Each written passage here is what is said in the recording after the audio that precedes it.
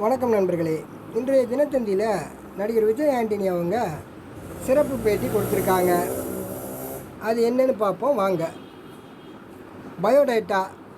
பெயர் விஜய் ஆண்டனி. செல்ல பெயர் ராஜா. பிறந்த தேதி ஜூலை 24. பிறந்த இடம் வடிவீஸ்வரம், நாகர்கோவில். உயரம் தெரியலையே. எடை 75 கிலோ. பிடித்த நடிகர்கள் எல்லோரும். பிடித்த நடிகைகள் எல்லோரும்.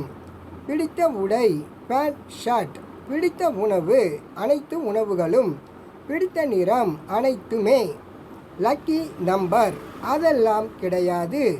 ரசிகர்களுக்கு நீங்கள் சொல்ல விரும்புவது: கண்மூடித்தனமாக எதையும் நம்பாதீர்கள். தமிழ் சினிமாவில் இசையமைப்பாளராக நுழைந்த விஜய் ஆண்டனி புதுமையான, புரியாத மற்றும் கேள்விப்படாத வார்த்தைகளை பாடல்களில் சேர்த்து ரசிகர்களின் கவனத்தை ஈர்த்தார். நான் படம் மூலமாக நடிகராக அடையாளம் பெற்ற இவர் அடுத்தடுத்து சலீம், பிச்சைக்காரன், சைத்தான், யமன் என வெற்றி படங்களை கொடுத்தார். கொலை, ரத்தம், ஹிட்லர் வரிசையில் சமீபத்தில் நடித்த மார்கன் படமும் வெற்றி பெற்றுள்ளது. இசை அமைப்பாளர், பாடகர், நடிகர், தயாரிப்பாளர், இயக்குனர் என பல பரிமாணங்களில் கலக்கி வரும் விஜய் ஆண்டனியை தினத்தந்தி நட்சத்திர பேட்டிக்காக அணுகிய போது அன்புடன் வரவேற்று பேட்டி தந்தார். விஜய் ஆண்டனியின் பேட்டி இதோ உங்களுக்காக. இசைத்துறைக்கு உங்களை இழுத்தது எது? எனக்கு படிப்பு வரவில்லை, ஞாபக சக்தி குறைவு, பாஸ் ஆனால்தான் மதிப்பு, எனக்கு அதுவும் கிடைக்கவில்லை. கல்லூரியில் படிக்கும்போது கலை அறிவு சார்ந்தவர்களுடன் இணைந்தேன். திறமைகளை கொஞ்சம் கொஞ்சமாக வளர்த்து கொண்டேன். அந்த கெத்தில் நம்பிக்கையாக சென்னை வந்தேன். சவுண்ட் என்ஜினியராக பணிக்கு சேர்ந்தேன். இசைத்துறைக்கு முதலில் வித்திட்டது எனக்கு அந்த பணிதான். நன்றாக படித்திருந்தால் சினிமாவிற்கு வந்திருப்பீர்களா? படிப்பை விட அறிவுதான் முக்கியம். வாழ்க்கைக்கு தேவையானதும் அதுதான். உலகமே அழியும் போது என்ஜினியரிங் படிப்பு எதற்கு உதவப் போகின்றது? வாழ்வதற்கு, சம்பாதிக்க எது தேவையோ அதுதான் அறிவு. பாடல்களில் புரியாத வார்த்தைகளை புகுத்துவது ஏன்? ரசிகர்களை புதுமையான வழியில் மயக்க நினைத்தேன். அப்படித்தான் நாக்கமுக்கா, மக்காயலா, இசுமல் அரசே என புது புது வார்த்தைகளை இசையில் கோர்த்து ரசிகர்களை ஓரளவு ரசிக்க வைத்தேன். நடிக்கும் ஆசை உதித்தது எப்போது? என்னதான் உயிரை கொடுத்து பாடல்கள் போட்டாலும் ஹீரோக்களை அடிப்படையாக வைத்துத்தான் அந்த பாடல்களின் ஹிட் அடங்குகிறது. பெரிய ஹீரோ நடிக்கும்போது அந்த பாடலின் ரேஞ்ச் உயர்கிறது. வேட்டைக்காரன் உள்ளிட்ட ஒரு சில படங்கள் தவிர நான் இசையமைத்த பல படங்களுக்கும் சிறிய படங்கள்தான். எனவே இசை வாய்ப்பு இல்லாத போது என்ன ஆகும், என் நிலைமை எப்படி போகும் என எனக்குள் இருந்த பகுத்தறிவு யோசிக்க வைத்தது. எனவே நாமே நடிப்போம், நாமே படமும் தயாரிப்போம் என்ற முடிவிற்கு வந்தேன். நடிப்பில் உங்கள் பாணி. இசையை தாண்டி நடிப்பில் எனக்கு திறமை கிடையாது.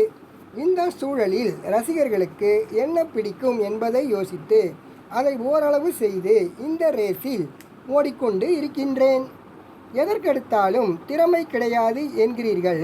மிகவும் எளிமையானவன் என்று காட்டிக்கொள்ளும் முயற்சியாய் இது. அப்படி எடுத்துக்கொள்ளக்கூடாது. நான் உண்மையிலேயே எதையும் தெரிந்து சாதிக்கவில்லை. தெரியாமல் தான் சாதித்துள்ளேன். மற்றவர்களின் கருத்துக்களுக்காக வாழ்பவன் நான் இல்லை. சினிமா பயணம் எப்படி இருக்கிறது?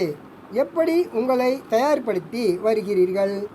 சினிமா என்பது 100 மீட்டர் 200 மீட்டர் ஓட்டப்பந்தயம் கிடையாது. மராத்தான் ஓட்டம். அதற்கு ஏற்றபடி என்னை தயார்படுத்தி கொள்கின்றேன். தேவையான நேரத்தில் வேகத்தை கூட்டுகின்றேன். சரியான நேரத்தில் வேகத்தை குறைக்கின்றேன். ஒன்றுமே தெரியாத போதும் எடுத்த முடிவை கொஞ்சம் கொஞ்சம் நகர்ந்து சென்று கொண்டே இருக்கின்றேன்.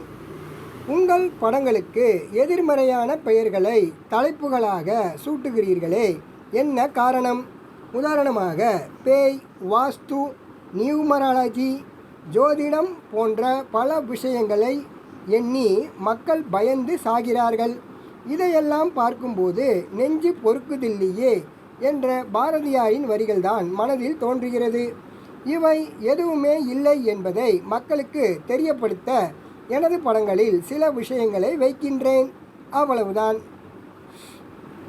இப்படி நாத்திகவாதியாக பேசும் நீங்கள் படங்களில் மட்டும் ஆன்மீக காட்சிகளை புகுத்துவது ஏன்? படங்களில் ஆன்மீக காட்சிகள் வைப்பது நம்பிக்கை உடையோரின் ரசனைக்காக. என்னிடம் உள்ள நல்ல விஷயங்களை எடுத்துக்கொள்ளுங்கள். அதேவேளை அதை நான் பின்பற்றவில்லை என்பதுதான் உண்மை. நான் பெரிய மகான் அல்ல. என்னிடமும் பல களங்கங்களும் அழுக்குகளுமே உள்ளன. சமீப காலமாக செருப்பு அணியாமல் இருக்கின்றீர்களே, ஏன் இப்படி? உண்மையை சொன்னால் இவன் பெரிய நல்லவன் என்று பேசுவார்கள். அதை நான் விரும்பவில்லை.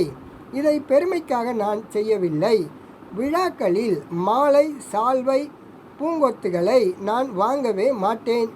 என்னை புகழ்வதற்காக நான் எதையும் செய்ய மாட்டேன். எனக்கு கொடுக்கப்பட்ட வாழ்க்கைக்கு நான் நிறைவாக இருக்கிறேன். செருப்பு கழற்றி வெறும் காலுடன் நடக்கும்போது மனது நிறைவாக இருக்கிறது. இந்த பூமிக்கும் நமக்கும் ஒரு நெருங்கிய தொடர்பு உண்டு. அப்படி என்றால் கார், பங்களா என ஆடம்பரத்தையும் வெறுத்து விட்டீர்களா? ஒரு பிரபலம் என்பதால் விமான பயணம், ஏசி காற்றில் உறக்கம், பங்களா வீடு என ஆடம்பரமும் நம்முடனேயே ஒட்டி விடுகிறது. ஆசைப்பட்டாலும் அதை விட முடியாது. எனவே இது போன்ற விஷயங்களில் செருப்பு அணியாமல் இருப்பது என்னை ஈடுபடுத்தி என் மனதை பக்குவப்படுத்தி கொள்கின்றேன், அவ்வளவுதான்.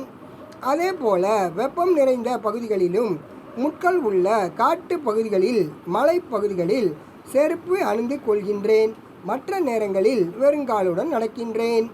அடுத்து உங்கள் நடிப்பில் வெளியாகும் படத்தின் பெயர் என்ன? சக்தி திருமகன். அரசியல் கலந்த ஆக்ஷன் த்ரில்லர் படம். ரசிகர்களுக்கு நல்லதொரு விருந்து காத்திருக்கின்றது. பிச்சைக்காரன் படத்தின் 3ஆம் பாகம் எப்போது உருவாகும்?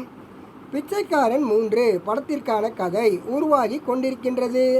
அடுத்த ஆண்டு படம் திரைக்கு வரும். வாழ்க்கையில் வெற்றிக்கான மந்திரம்: வாழ நினைத்தாலே போதும், வாழ்ந்து விடலாம். வாழ்க்கை முழுவதும் கேள்வி கேட்டுக்கொண்டே இருங்கள். வாழ விடு என்ற சிந்தனையோடு இருந்தாலே போதும். சாதனைகளை எண்ணியே வாழ்க்கையை தொலைத்துவிட வேண்டாம். பணம் என்பது தேவைக்குத்தான். இருக்கும் வாழ்க்கையை ஆனந்தமாக வாழுங்கள். இப்பொழுதெல்லாம் நிகழ்ச்சிகளில் நிறைய குறும்புகளை செய்கிறீர்களே. சமீப காலமாக நான் எங்கு சென்றாலும் என்னை ஒரு துறவி போல பார்த்து அறிவுரை சொல்லச் சொல்கிறார்கள். அதனால்தான் இப்போது மேடை ஏறினாலே நகைச்சுவையில் புகுந்து விளையாடி வருகின்றேன். இப்படி பேசி முடித்தார் உங்கள் விஜய் ஆண்டனி. பொறுமையாக கேட்ட உங்கள் அனைவருக்கும் நன்றி நண்பர்களே.